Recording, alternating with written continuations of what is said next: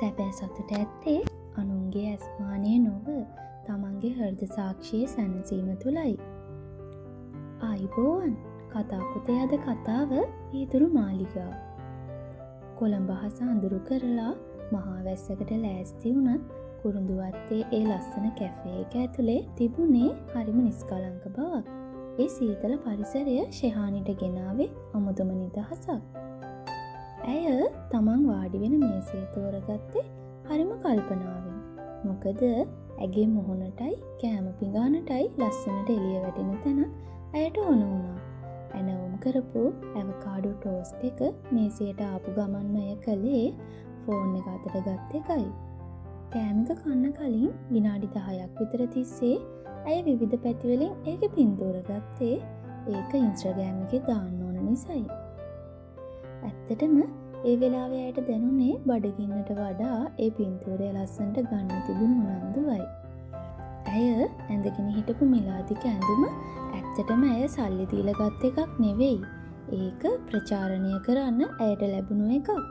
පින්තූරය Instagram එකට post කරලා විනාඩියක් යන්නත් කලින් කමෙන්ට්ස් ගොඩක් වැටෙන්න ගත්තා. ෂෙහානි hina වෙලා ඒ හැමෝටම හાર્ට් එක බැගින් දැම්මා.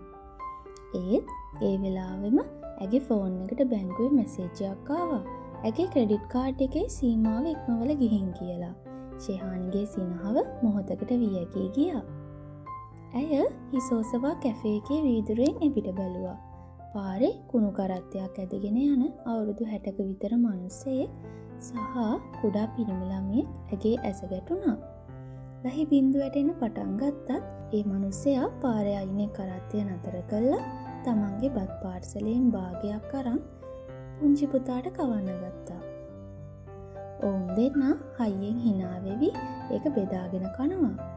ෂෙහානි තමන්ගේ ලස්සන ඇවකාඩෝ ටෝස්ට් එක දිහා බැලුවා. පින්තූරෙට ලස්සන වුණාට ඇයට ඒක කිසිම රසක් දැනුනේ නැහැ. තමන්ගේ බෑග් එකත් අරගෙන ඇය වැස්සම කැෆේ එකෙන් එළියට ඇවිත් අර මිනිස්සයා ළඟට ගියා.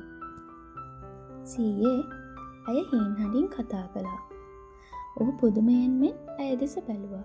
ඇයි නෝනා මොකක් හරි උදව්වක්ද? නැහැ සීයේ මං දැක්ක සීය මේ පුතාට කවනවා.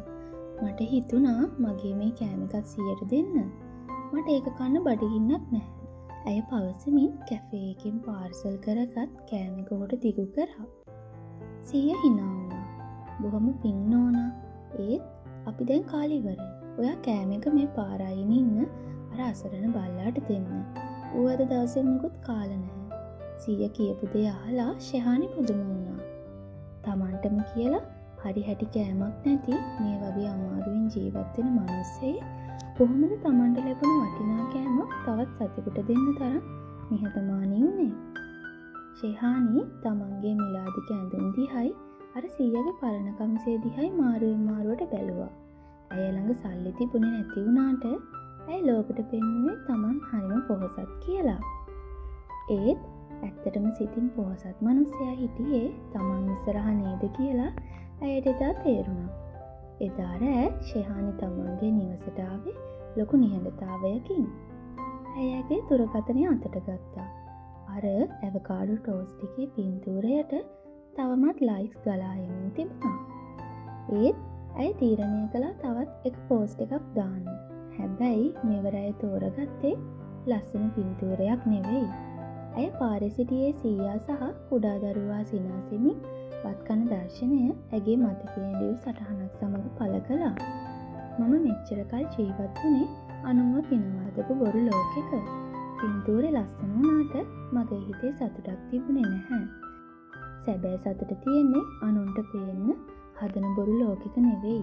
Tamanට තියෙන පුංචි දෙයින් හරි සතුටු වෙලා හිතට එකඟව ජීවත් වෙන එක ඕනෑම සැප සම්පතකට වඩා වටිනවා. මොකද ලෝකෙට පේන්න මාලිගා හැදුවත් හිතේ සැනසීම නැත්නම් ඒ හැමදේම හිස් දෙයක් විතරයි. පැයක් යන්නට පෙර ඇයට වෙනදාට වඩා වෙනස්කමින් 100 ගණනක් ලැබුණා. මිනිස්සුගේ අවංකකමට ගරු කරලා තිබුණා. ෂෙහානි දුරකථනය පසෙක තබා ජනේලයෙන් ඈත පෙනෙන අහස දෙස බැලුවා. ඇගේ මුහුණේ තිබුණේ මෙතෙක්කල් ඇගේ පින්තූරවල නොතිබුණු සැබෑම සැබෑ සිනහවක්. ඔයාලගේ අදහස් පහලින් කමෙන්ට් කරන්න. මේ වගේම හිතට දැනෙන තවත් ලස්සන කතාවකින් හමුවෙමු.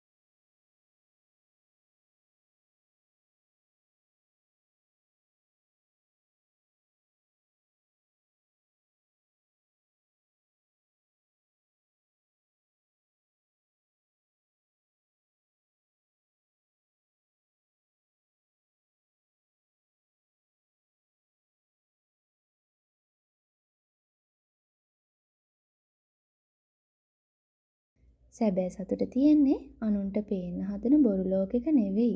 තමන්ට තියෙන පුංචි දෙයින් හරි සතුටු වෙලා හිතට එකඟව ජීවත් වෙන එක ඕනෑම සැප සම්පතකට වඩා වටිනවා. මොකද ලෝකෙට පේන්න මාලිගා හැදුවත් හිතේ සැනසීම නැත්නම් ඒ හැමදේම හිස් දෙයක් විතරයි. ඔයාලගේ අදහස් පහලින් කමෙන්ට් කරන්න. මේ වගේම හිතට දැනෙන තවත් ලස්සන කතාවකින් හමු වෙමු.